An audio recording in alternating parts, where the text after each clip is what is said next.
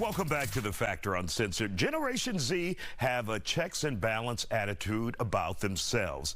And we're not just talking about money. We're talking about the transactions that they have with friends, family, and coworkers. Some folks love it while others hate it. The ones who hate it the most are typically their employers. Dr. Von Biedenfeld, we see these things go in waves. Now we're seeing, according to resumebuilder.com, some employers want to hire older people instead of Gen Zers. And some of the reasons are just incredible.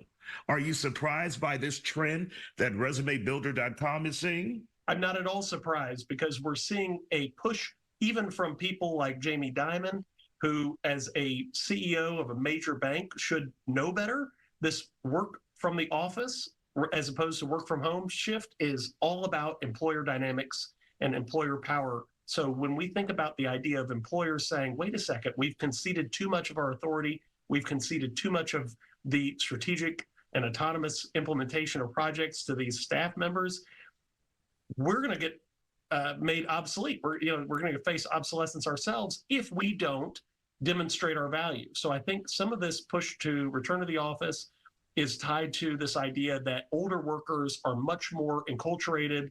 I mean, you and I know that we had parents who owned belts and things of that nature. So there was a certain respect. And so when you start seeing these statistics, the concerns where you say, oh, well, 50% of the people didn't show up appropriately dressed, or 50% or more of the people didn't use appropriate terminology, 20% used inappropriate language.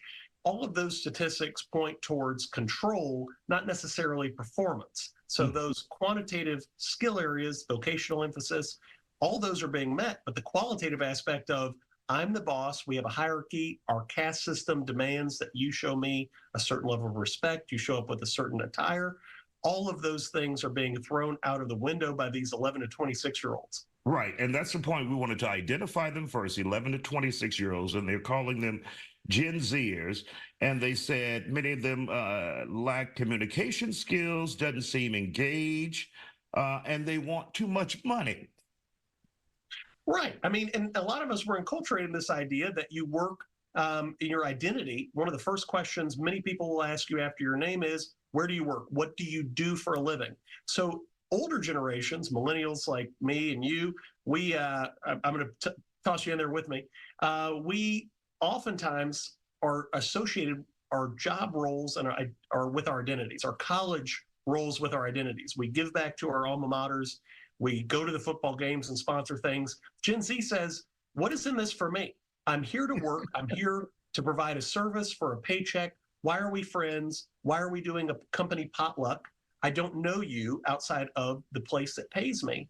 And so when you think about that generational gap and those cultural divides, also some of these physiological factors, right? We're having more, geriatric pregnancy, as surprising as it is only 35 years old. So when we shift the birth age of mothers and fathers in these couples from 25 to 30 over this same generation, increase, in instances of diabetes and obesity, there are a lot more instances of things like autism. So some of these social skills. Then we have the pandemic, which then further isolated people who were very happy to communicate via their online profiles, whether it be their Tinder or Hinge or whatever dating app, or their video game consoles, their Fortnite systems and communities.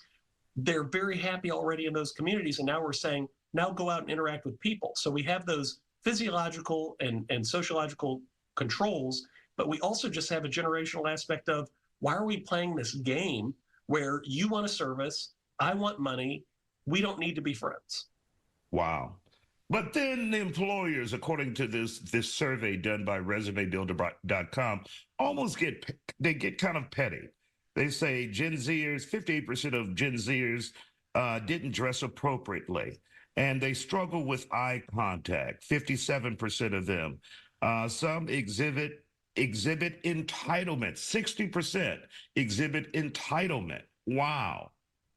Well, when you think about the idea that you say 25% are late to meetings, how many of our meetings start on time? Right. And how many of our meetings stick to the agenda? So you want this respect unilaterally. You want this one-sided respect.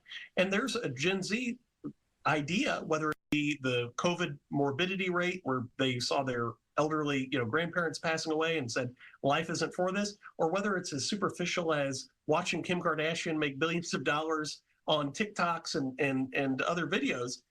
Gen Z says, no, I'm going to be late for the meeting because you don't stick to the agenda. There is no reciprocal respect of my time and energy, where when I show up, I know the meeting starts at 12 or 12:05 at the latest. We stick to the agenda. We talk to, no, you ask me about how my weekend was.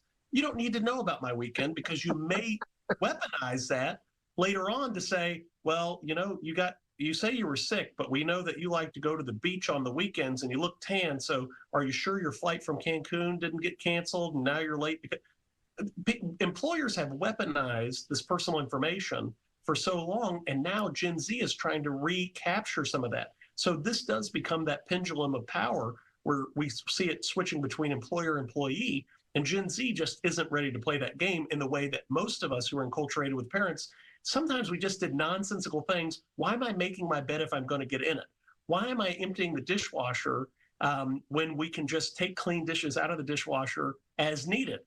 Parents say, don't use your common sense, don't use your logic, follow instructions. And I think employers are in that same paternalistic mode. All right, Dr.